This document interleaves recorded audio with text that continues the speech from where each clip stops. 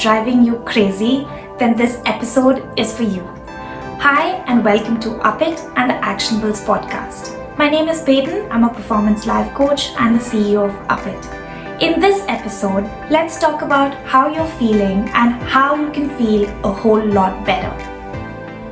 The one thing that we all have in common is our innate human need to feel connected with others. This need is so powerful that right now, being isolated can be a huge challenge. The research shows that a lack of deep human relationships can cause us to be more anxious, feel more lonely, and even depressed, which is severely detrimental to our health. Our brains are wired to connect and interact with people. We all want to be appreciated, loved, and cared for, which is why being unable to go out right now may make us feel disconnected from our friends, colleagues, and even people in general.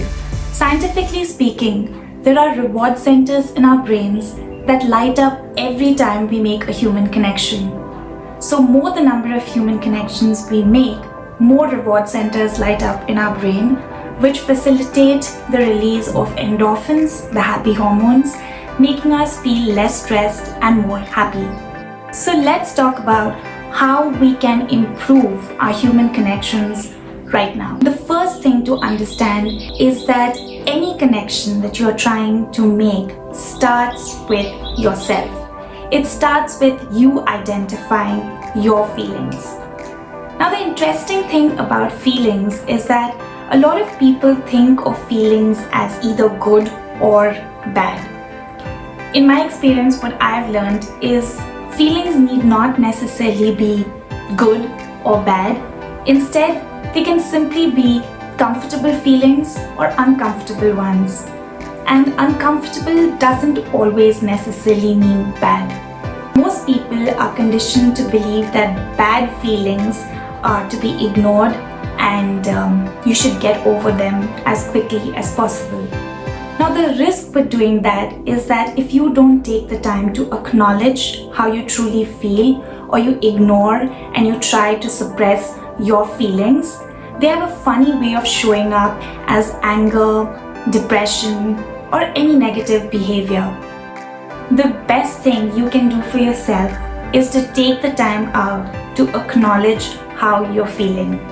This ability to be in touch with your feelings and at any given moment is truly the first thing that you need to do if you want to be able to make lasting and deep human connections. The second thing to do is to ask for help. Once you've acknowledged how you're feeling, it becomes simpler to deal with those particular feelings. For example, if you find yourself missing your friends and you're feeling lonely, you can do something about it. You can pick up a phone, you can call up a friend and ask them and tell them how you're feeling.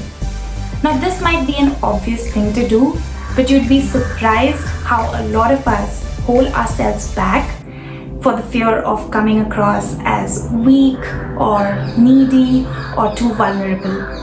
Now, if that's how you've been feeling, I want to assure you that it is completely natural to feel lonely and scared or even stressed right now and not be able to call up a friend and to be vulnerable about how you feel. But it is completely natural and there is absolutely no shame in reaching out to your friends.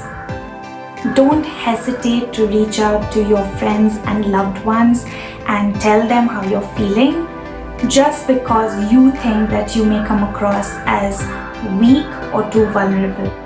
Feeling like you need to reach out to your friends does not make you weak. Instead, it only makes you human. Who knows, when you ask for help, you make it easier for your loved ones to do the same with you. The third thing is to connect with authenticity. The only way to create lasting and deep connections is when we show up as our most genuine and authentic selves. When we try to connect with someone from this place of genuinity, they are able to feel that and are more likely to respond to us in the similar way. And the fourth thing to do is to connect with practice. This need to connect with others is like a muscle. The more you exercise it, the more it builds and becomes stronger. So if you want to make deeper connections with others, you have to be willing to do the work. We can't survive alone, especially not right now. So let us learn to be okay, to ask for help, and to lean on our loved ones for emotional support. There is absolutely no harm or shame in reaching out, and let's be supportive of those who reach out to us. So that's my time for the day. Tell me in the comments below how you are deepening your human connections. You can also hit me up on social. My handle on Instagram is Payden's Life. For personalized help, check out my company on upitaway.com. Till next week, stay healthy, stay safe, and I'll talk to you soon.